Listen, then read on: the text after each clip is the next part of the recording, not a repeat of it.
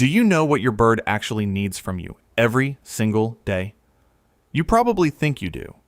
You fill the food bowl, change the water, let them out for a bit. But here's what nobody tells you. Most of what birds need to stay healthy and genuinely happy has nothing to do with any of those things. And if you're missing them, which the vast majority of owners are, your bird may be showing you signs of distress every single day, and you're reading them as personality. We're going through 7 of them today.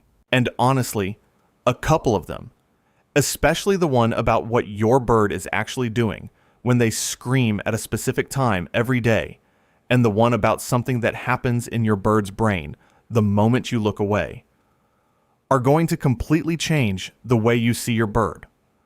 Let's start with something birds do every morning that almost no owner is prepared for. 1, they need to greet the day out loud. Have you ever noticed your bird absolutely losing it right around sunrise? Screaming, calling, chattering, loud enough that your neighbors probably have opinions about it. Most people think it's just noise, maybe hunger, maybe boredom, maybe a sign the bird needs better training. A lot of owners actually try to stop it, covering the cage, waiting it out, hoping it passes. But here's what's really happening. That morning call isn't random noise, and it isn't a behavior problem. In the wild, birds in a flock call out at dawn to locate each other, to confirm that every member made it through the night. It's called a contact call.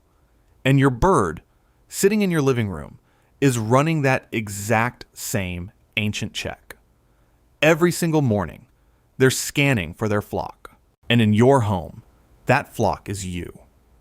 Avian behaviorists who study parrot social behavior note that contact calls are the primary bonding and safety mechanism in flock species, the baseline signal that says the group is intact. Birds who call and receive no response show elevated stress behaviors that can build over time. That screaming isn't bad behavior. That's your bird asking, "Is everyone okay? Are you still there?" and waiting to hear your voice answer back. And if you think that morning call is your bird's biggest emotional need of the day, wait until we get to the final section. Because what's happening inside your bird the moment you leave the room is something most owners have never considered, and it changes everything. 2, their cage placement is quietly working against them. Where is your bird's cage right now? Against a wall? Tucked into a corner? Maybe wedged between 2 surfaces because that's where it fit? Most people don't give cage placement much thought beyond what looks nice or what's out of the way.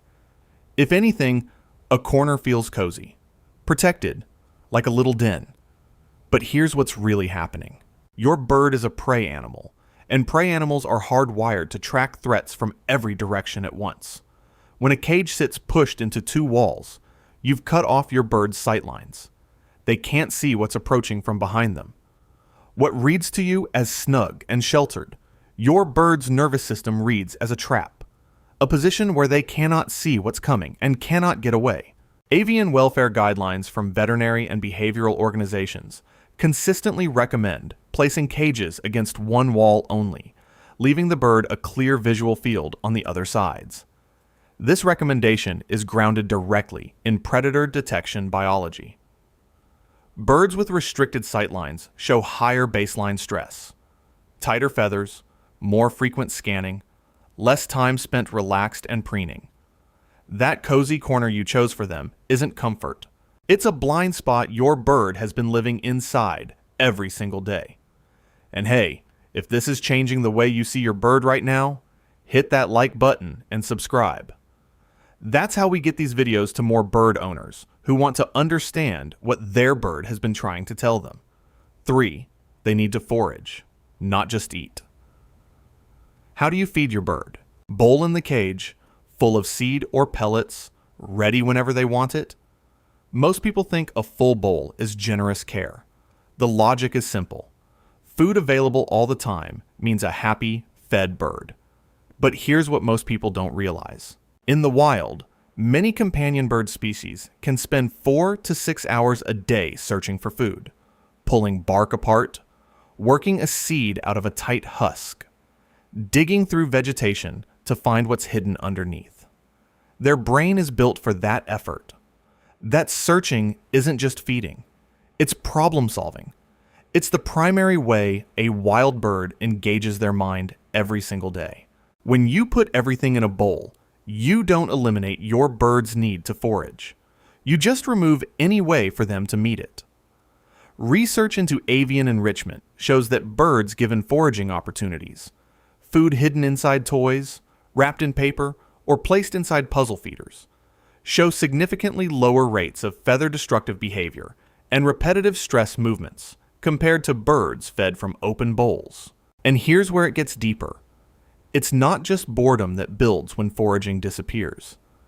It's the beginning of something most owners mistake entirely for bad behavior, when really it's a mind with nowhere to go. That bowl you refill every morning isn't just feeding your bird's hunger. It's quietly starving their mind. And their mind needed the work as much as their body needed the food. 4. Silence is making them sick. What does your home sound like when you're not in it? When your bird is alone for a few hours, what do they hear? Most people don't think about this at all. We associate silence with calm, with rest, with a peaceful environment. So a quiet house while you're at work seems perfectly fine, even considerate. But here's what's really happening. Silence, for a flock bird, is not neutral. In the wild, silence means danger. It means every other creature in the environment has gone still because something is wrong. Your bird, alone in a quiet house, isn't relaxing.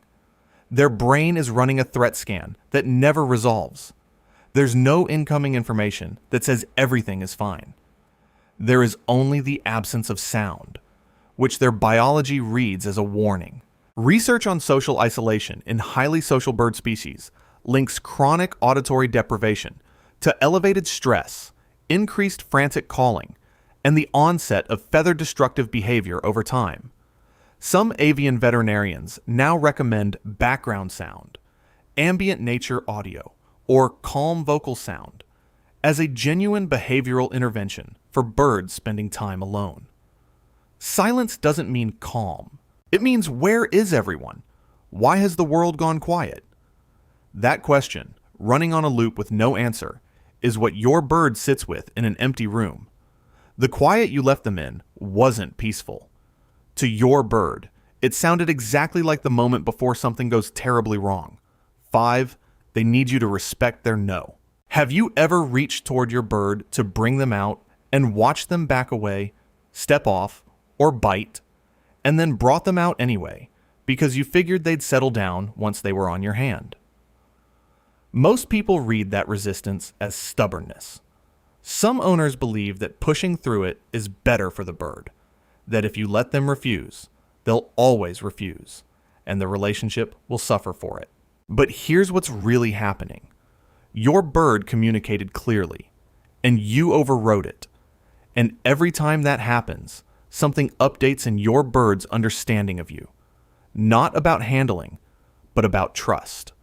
Whether their signals reach you. Whether the things they say with their body mean anything at all.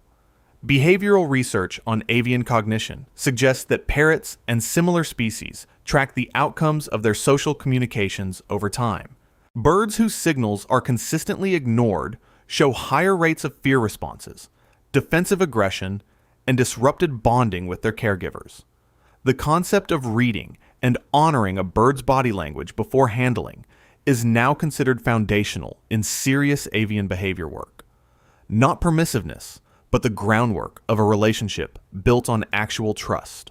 And here's where it gets even more important. Because what a bird does when they finally stop saying no is one of the saddest things in avian behavioral medicine. They go quiet. Not calm, resigned. That bite wasn't aggression. That was your bird saying the same thing for the 100th time to someone who had stopped listening. 6. What happens in their brain the moment you leave?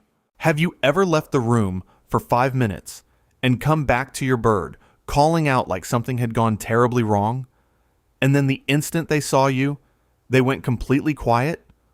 Most people laugh it off. She's just dramatic. He's needy. The behavior gets labeled as personality, a quirk, something to manage. So it continues, day after day, without anyone asking what it actually means. But here's what's really happening. The moment you leave your bird's visual field, their brain doesn't file you under gone for now. It files you under missing. Flock birds don't carry a concept for a trusted companion simply being in the next room. In the wild, if someone in the flock disappears, they are gone. And what your bird experiences in the space between you leaving and you coming back isn't impatience or drama. It's genuine distress, not performance, not a bid for attention. Loss, processed in real time. Research into companion bird attachment suggests that birds with strong human bonds show measurable stress responses. Increased vocalization, repetitive movement, elevated physiological arousal when separated from their primary person, even briefly. The bond dynamic that develops between a bird and their owner shares meaningful features with what researchers describe in other highly social species. The caregiver's presence isn't just comforting, it is the signal that the world is safe. Birds with daily predictable contact, owners who answer the morning call, who make their presence heard from another room, who establish small arrival and departure rituals, show lower stress responses over time. The certainty of you matters as much as the presence of you. And remember what we said earlier about cage placement, about the environmental things working on your bird in silence. This is the other side of that. It's not only where you put the cage, it's whether your bird, in any given moment of the day, knows where you are. Your voice from another room, your footsteps in the hallway, your answer to that sunrise call. Those things cost you almost nothing to give. And to your bird, they are everything. That's not clingy.